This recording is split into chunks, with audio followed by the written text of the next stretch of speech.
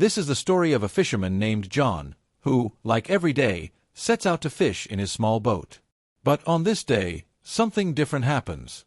Suddenly, a thick fog descends, and nothing can be seen for miles. John loses his way and, wandering around, comes across a deserted boat. Out of curiosity, he ties his boat to the boat and decides to go inside. As soon as he gets inside, he is stunned. The boat is completely empty. No people, no sounds. Just a mysterious silence.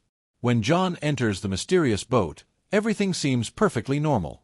The food is fresh, the clothes are neatly arranged, and there are signs of human presence everywhere. But no one is there. He tries to start the boat, but the engine won't work. John is astonished to see the boat, alone and empty in such a vast ocean. He tries to look around with binoculars, hoping someone might be nearby. But a thick fog had obscured everything. Disappointed, he returned to the control room and turned on the radio, intending to send a signal for help. John radioed, "This boat is stranded at sea. If anyone is listening, please respond." After sending the message, he decided to return to his small boat. But when he emerged, his boat was gone, even though he had tied it securely. His surprise only increased. He saw that the fog had suddenly cleared, and the sky was clear. It was now noon. John couldn't understand what was happening. Seeing no other way back, he returned to the empty ship and began searching for directions using a map. John now tried to understand where he was and how he could return home.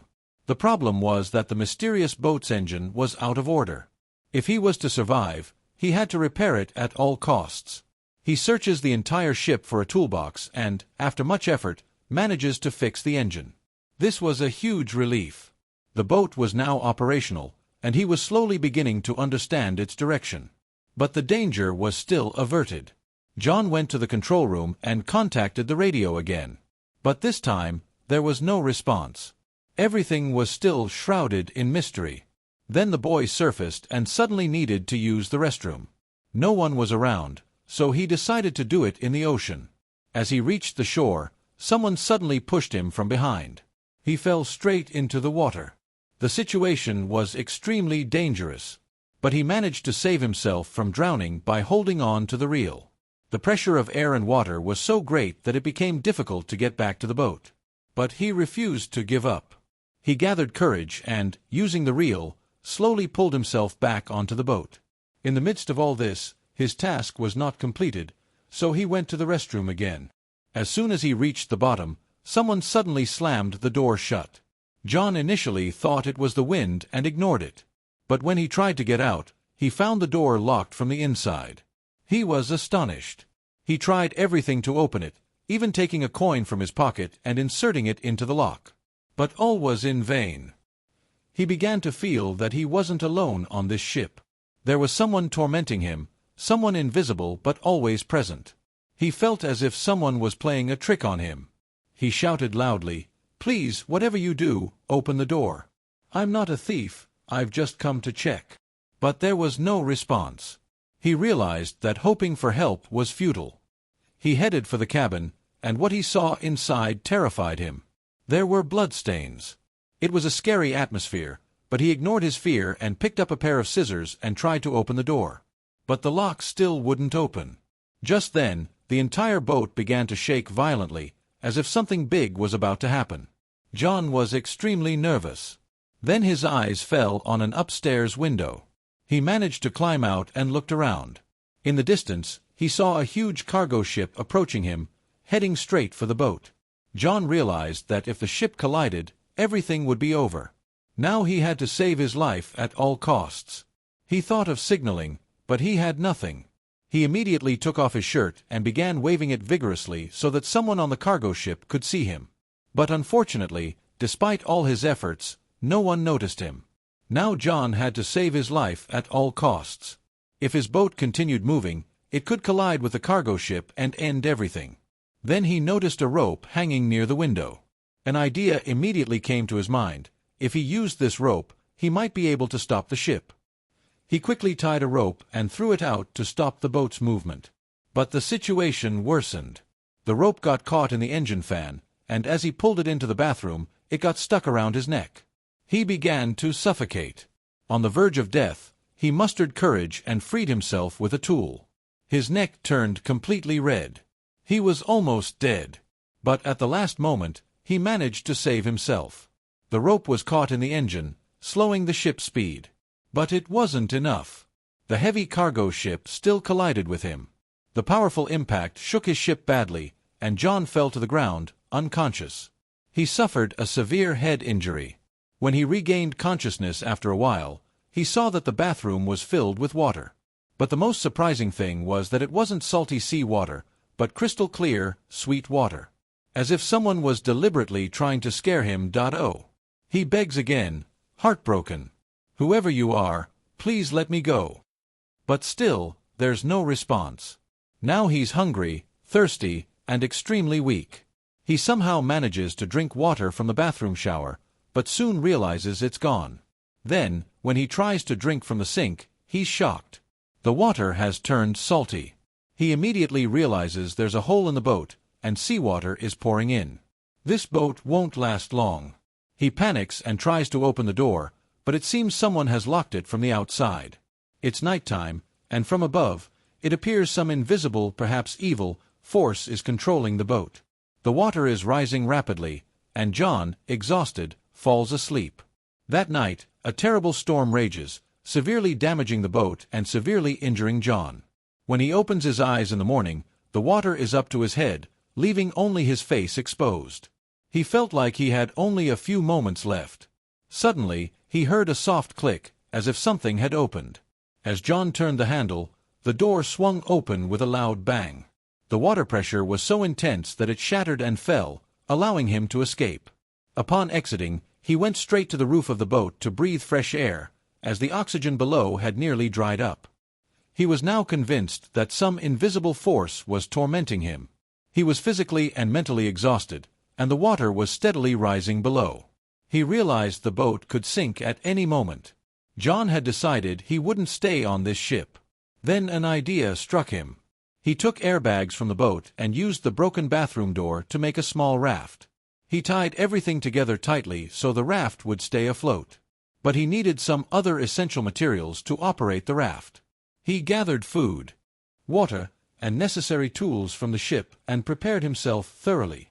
Then, without looking back, he disembarked, boarded a raft, and slowly began moving forward into the sea. He was on the raft, and the same large boat was still standing in front of him. Several hours passed, but neither did he go far, nor did the boat, which he thought would sink in 5 to 10 minutes, sink. It remained in the same condition. Then an idea came to his mind. If the boat hadn't sunk yet, why not fix its leak? If that happened, he could travel comfortably in this sturdy boat.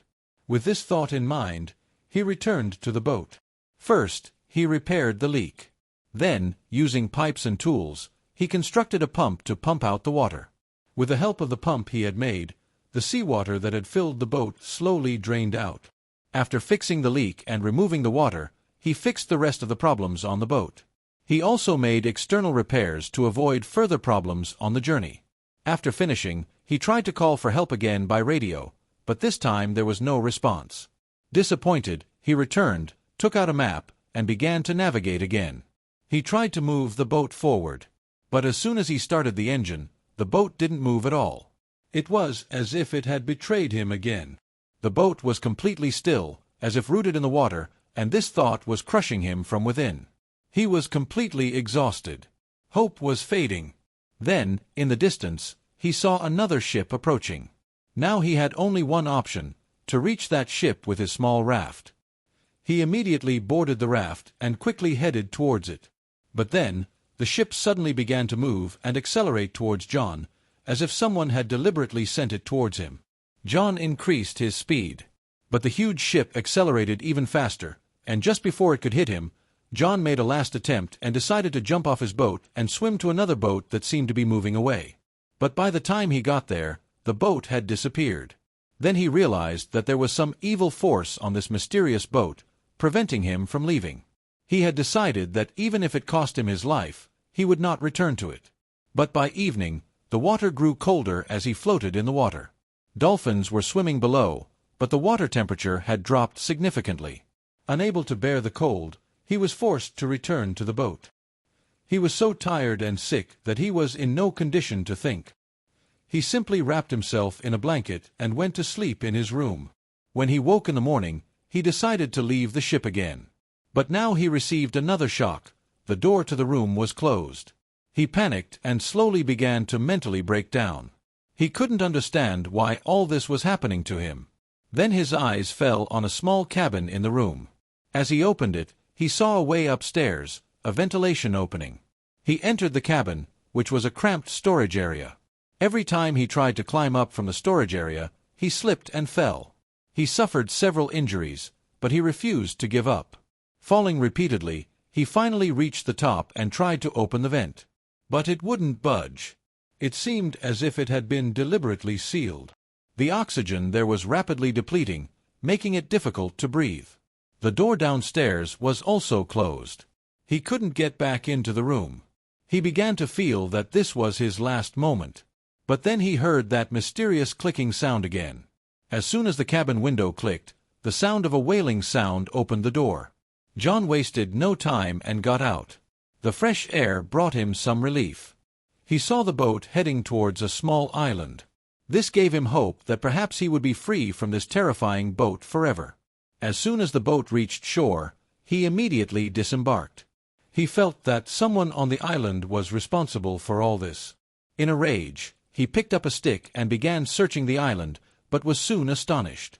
There was no sign of a human being on the entire island. Now John was filled with anger and fear again. As he left the island, a new sight appeared before his eyes. The same mysterious boat that had brought him here, now moving through the calm sea as if searching for another victim.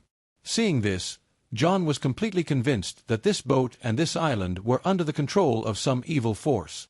He had to get away at all costs. His life was still in store.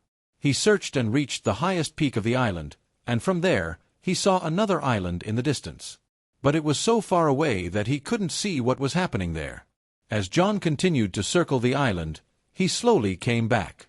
But when he reached there, his eyes widened. It was the same place where his journey had begun. Everything was the same. His old boat was tied in the same place, and the same people were there, as if nothing had changed. The entire atmosphere was the same as before, as if nothing had happened. John was watching everything intently. He couldn't believe that this experience, which seemed like a nightmare, had actually happened to him. But now the question arose, how did his boat get there again? And what was the truth about this island?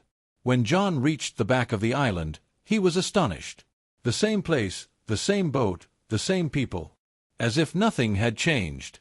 He couldn't believe whether all this was real or a bad dream. But the truth of what he experienced.